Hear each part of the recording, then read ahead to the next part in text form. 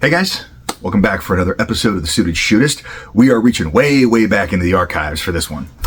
Right when I started the blog, before the YouTube channel was ever actually a thing, one of my first articles was touching on concealed carry specific clothing. I've gotten questions on it over the years, and so I figured it was worth touching on. And, bottom line up front, I'm not a fan, for a few different reasons that I think are worth going into. Number one is the fact that given that you have a given article of clothing, if you're making it specific only to the concealed carry market, you have now narrowed the field, and so you want every individual SKU to fit as many people as possible. That means that these are generally pretty generous, baggy cuts that don't look good on a lot of people. Aesthetics aside, I've already talked on more than one occasion about how excess fabric can actually hinder your concealment efforts and even sometimes your access to the firearm when you need it. So for all of those reasons, just the way these garments are cut and fit are already strike one. Strike two also has to do with fit, but not how it fits the body, more so how it fits the firearm that it is supposedly designed to accommodate. Virtually every single one of these that I've seen are utilizing some kind of one-size-fits-none pouch or pocket or loop to serve as a holster, in aggressive italic air quotes, for the firearm.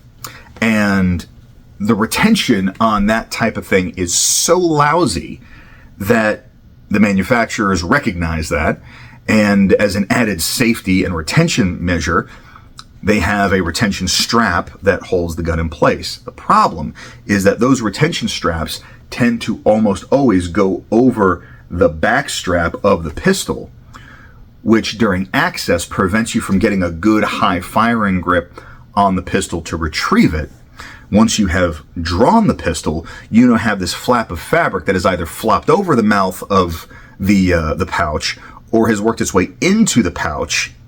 And so then on returning the gun to the holster, very easy for obstructions to then start activating triggers in an unwanted fashion. So that's a big red flag for me. And that's strike number two. Strike number three is any of these accommodations or attempts to make the clothing more concealed carry oriented tend to make the clothing look less like normal clothing. Credit where credit's due. I've bagged on 511 for a long time, but over the last couple of years, I've been saying their discreet clothing has gotten a lot better to where it actually looks discreet and looks like normal clothing. And in this example, I'm specifically going to talk about their jeans. Them and Vertex both. Their jeans are solid. They look like normal 5-pocket jeans. There's nothing weird about them. There's no major egregious tells. They got some stretch to them. They're comfy, and they're reasonably well constructed for a $60 to $80 pair of jeans. There's another company out there though that still insists on putting the magazine pouches like right up front, kind of below the belt line, forward to the hips, and it's like at that point you're completely defeating the purpose. Normal pants don't have that feature. So it's already deviating from the pattern, and it's going to draw additional scrutiny. And I'll even take this a step further. Any of the companies that are reinforcing the top lip of the pockets so that your pocket knife clip doesn't chew it up as rapidly. Number one, if you've taken any of the ShivWorks folding knife curriculum, either what Craig Douglas talks about, and you can see it like in his videos where he was demonstrating the Spyderco Pakal, or if you've had a chance to take any of the folding knife work from Chris Fry, having the knife run all the way back in the pocket close to the seam isn't where you want it in the first place for a defensive folder. But let's assume that it's purely a utility thing. At that point, it's still a bit of a tell because it's not a normal feature And, if you're dressing like somebody that isn't in, a vocational trade where carrying a utility pocket knife like that is commonplace, yeah, it's not that big of a deal. Just don't try and wear that same pair of jeans with a sports jacket, because that's where it's going to stick out like a sore thumb. And quite frankly, that's kind of another issue that I've got is a lot of this concealed carry clothing is fairly expensive for what you get. And, it's one of those where if the goal is to carry your gun as close to in the same place as you can at all times, some of these solutions don't really allow for that. And if it's going to be something very hyper specific and very like event based, one of them that I can kind of get behind are like the 511 undershirts that have kind of the shoulder holster pouch built into it. Something like that with a like a J-frame or an LCR, something, again, that has a long, heavy trigger pull, because realistically having a hard-shelled holster within that configuration logistically would be a bit of a challenge. But something like that in a very niche application where you want to have a gun very discreetly on your body and access is not as much of a priority, I can make a case for that.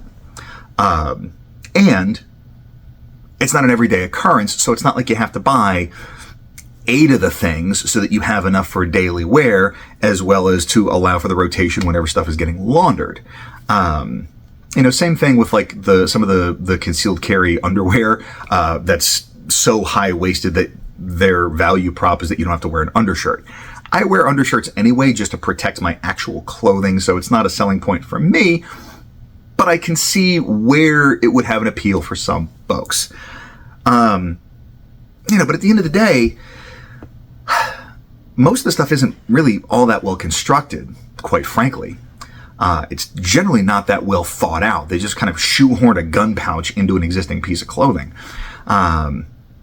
And most of it's not really as discreet as people think it is.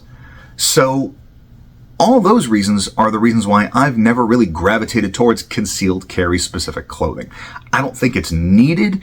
And, in my world, I am enough of a clothes horse that how I dress in any given, day, any given situation is, it's a form of self-expression. And so I don't want that to be restricted by, well, I can only wear these things because these are the things that help me carry a gun. Everybody's math is different. Everybody's priorities are different.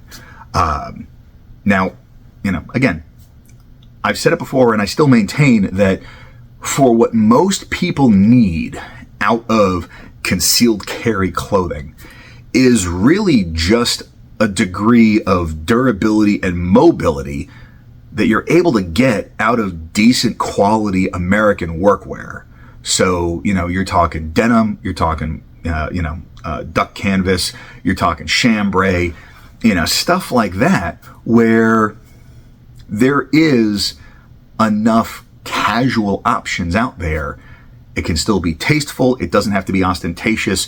You're not going to look flamboyant, but you're also not going to look like you just plopped down your credit card at the police supply company and bought everything that wasn't duty gear. So I would be interested to know, are there any concealed carry specific items of clothing that you like? Is there something that I should be aware of that I'm not? I want to hear about that down below because, again, I'm not necessarily in tune with everything on the market.